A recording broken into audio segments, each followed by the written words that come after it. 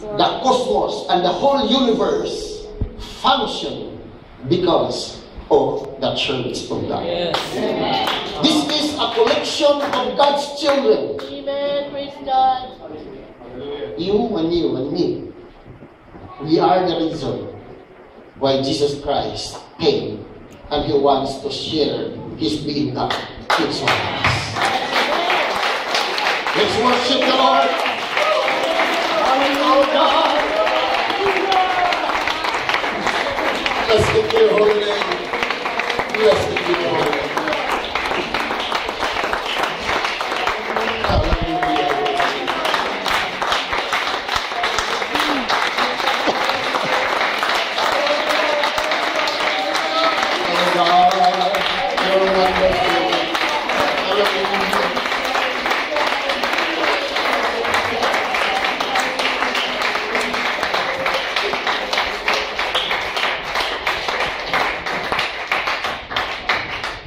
God bless you. Please be seated.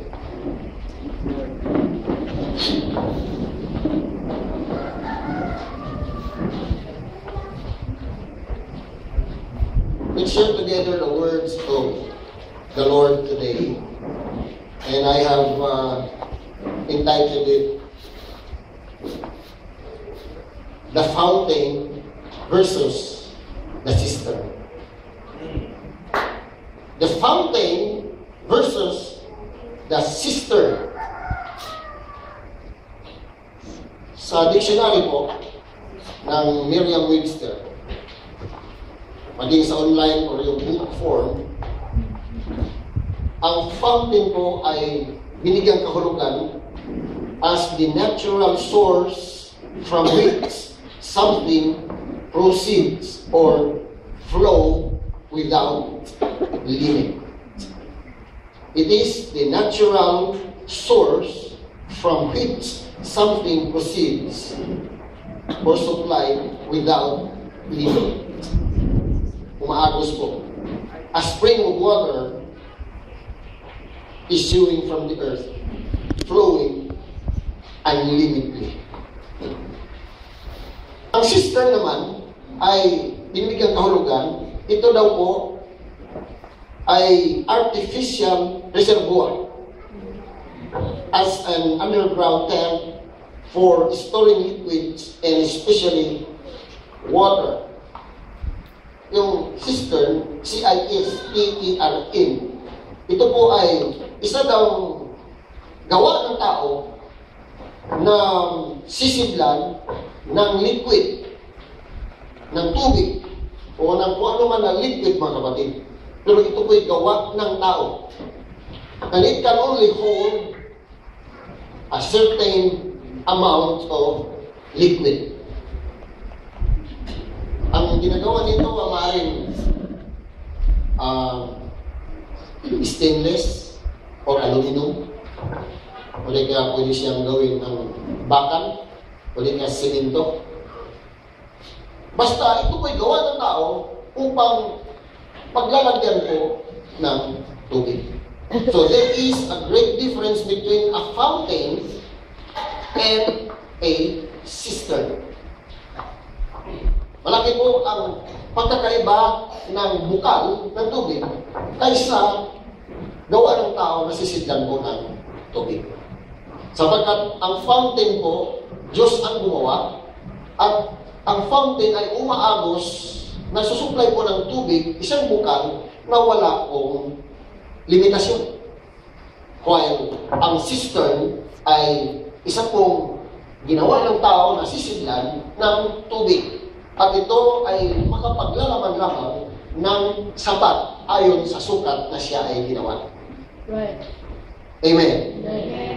And I hope today you are with me in the fountain, which is Jesus Christ, and not the human-made cistern that can also hold water, pero po, limitado.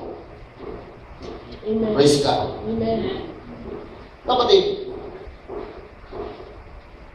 matigas po ang aking kalooban at hindi po ako basta-basta naaantig. Hindi po basta-basta naawa ako sapagkat ang aking puso ay dating mabato nang tulad din po ng sa inyo na matigas pa sa bato. Subalit, nung nangyari po sa Typhoon Pablo sa Mindanao, kung saan yun po ang lugar na aming pinanggalingan, noong unang araw, nakita ko yung hangin, daluyong ng hangin at ng tubig, mga kapatid. At medyo nakakatuwa pa galing sa bundok. Lumalakas po ang hangin, ayon po sa television, pinakikita, mga newspaper, maging sa internet. At nagsimulang matumba ang mga niyog. Ang ating pamahalaan ay nagpadala po doon ng mga sundalo upang tumulong sa paglikas po ng mga tao sa evacuation center. Sure, the government and the authorities over there choose a very good location para po sa kanyang evacuation area. Nang bigla, mga kapatid, yun pong mismong bundok ay bumuho. At isang bayan po, particularly lugar po ng Andap, banda ron po sa Compostela Valley, hindi po inasahan na yung mismong bundok ay bubuho at tinabulan po mismo yung lugar kung nasaan ang evacuation center po itinayo at maging ang mga sundalong tumulong doon ay hindi po nakaligtas.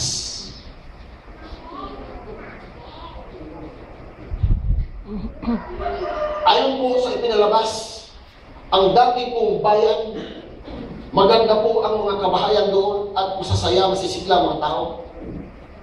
Ngayon po, patag, wala na pong puno, may makikita kang mga bato. At ang sabi po ng iba, paano na ilibing ang mga namatay doon? Ang sagot, gawa na po, nakalibing na po sila ng buhay. Sabi ng pamahalaan, it will be useless kung sila po ay hukayin pa sapagkat sa dami nila, they will rest in peace. Mga kapatid, maaaring sasabihin natin na okay lang sa mga tao na may isip na at mga nakagawa na ng mga maraming kasalanan at ng mga kamalian. Ang iba ay magsasabi, good for them, sapagkat bakit doon nila pinili na tumira.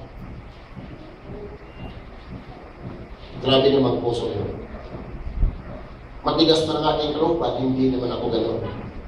Maging ikaw siguro, kapatid. Kung hindi ka man makakatulong at kung hindi ka man naantig sa pangyayari na huwag na huwag mangyari sa iyo, sabihin natin huwag mangyari sa akin. Huwag mangyari sa akin. Hindi na tayo dapat magsalita ng dagdag pagparosa sapagkat alam na po natin, mga kapatid, na Diyos nga pong nagpasya noon at ipinahintulot na nangyari sa kanila ng gano'n. Subalit, ikaw at ako'y hindi rin ligtas sa ganyang pangyayari sapagkat maging sa inaasahan mong lugar na doon ikaw ay safe and sound, maaaring doon mangyayari ang sakuna, kapatid. There is no place on earth where man can stand with safety. It's only in the Lord that we have our safety. Mga kapatid, mukhang hindi man natin mararamdaman kung paano sila naghirap sa kanila pong tinamunan, disgrasya, sakuna. We could just imagine na noong ang putik at ang tubig at mga bato, mga kapatid, at ang hangin at ang ulan ay sama-sama, mga kapatid, na umatake sa lugar.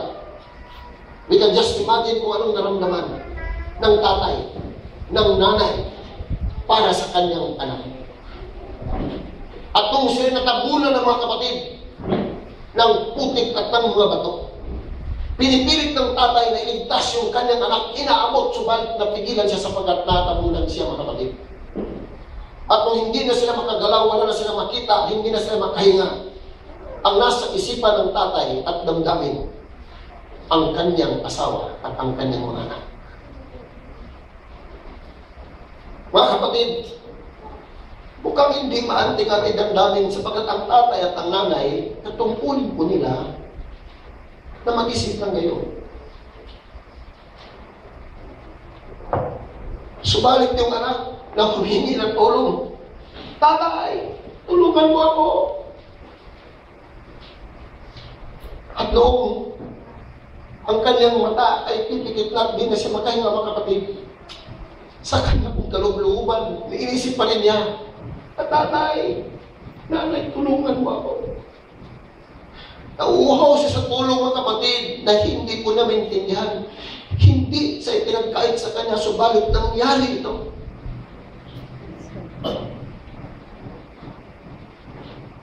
Nung matapos pong bagyo, may mga nakaligtas. Isa sa kanila ay bata, mga kapatid, na 3 years old. Ginamot ang kanyang mga sugat. At siya po ay pinakain. Ayaw ibuka ng bata ang kanyang bibig sa pagkain. Subalit, binukas niya ang kanyang bibig, kapatid, at bigla siyang umiyak. Sabi niya, "Papa! Papa! Mama!" Kanya pong binibigkas mo, kapatid, na mayroong pag-ibig at paghahanap at pagkauhaw sa kanyang papa at mama. Subalit, wala na sila roon. Ang hirap ay paliwanag, mga kapatid, kung bakit ipinintulot ng Diyos ang gayon. Bata na wala namang kamon, walang kasalanan, bakit manadamay po sa trahedya? Subalit ang damdamin ng batang iyan, kapatid, diyan po ako huhugot ng panimulan ng mensahe ng Panginoon sa umagang ito. Sapagkat nagsabi ng Panginoon, maliban na tayo ay magiging tulad sa mapagpakumbabang bata na naghahanap ng tunay na paghahanap sa kanyang tunay na ama, na nauuhaw sa kalinga at pag-ibig ng kanyang ama. Hindi tayo makakapasok sa langit kung hindi natin magagayo ang pagkauhaw at pagkagutom ng batang ito. Ang sabi ng Biblia, "Be astonished, O ye heavens, at this, and be horribly afraid. Be ye very desolate, says the Lord. For my people have committed 2 evils. They have forsaken me, the fountain of living waters, and hewn them out cisterns, broken cisterns, that can hold no water." Magtaka kayo, o kayong mga langit, sa bagay na ito, at mga takot, nagkatilag-kilabot, mga tuyo kang lubha, sabi ng Panginoon, sapagkat ang bayan ko ay nagkamit ng 2 kasamaan. Kanilang iniwan ako na bukal ng buhay na tubig, at nagsigawa sa ganang kanila ng mga balon sa mga sirang balon na hindi malalangnan ng tubig. Man exchange and replace God with the works of his hands. Education, riches, wealth, mga sistema, mga innovative approaches, mga advancement in life, trends, at saka lifestyles, mga pangarap. Kapatid, ipinagpapalit at nire-replace ng tao ang Diyos sa pamamagitan ng kanya pong nararamdaman na mabuti para sa kanya. Ang sabi ng Panginoon, masamang bagay, sapagkat iniwan ang Diyos na siya po ang bukal ng buhay na tubig, at ang tao ay gumawa ng balon sa kanyang sarili na hindi makapaglalaman ng tubig o buhay. Right. Amen. Man by his own hands can make things out of the natural things that God has already created. Yes, of course, you can, because you are well enough and you're wise enough. God has given you wisdom and power and virtue. But what you can do would not surpass what God has done. Right. It is just a particle of the whole thing which God has done.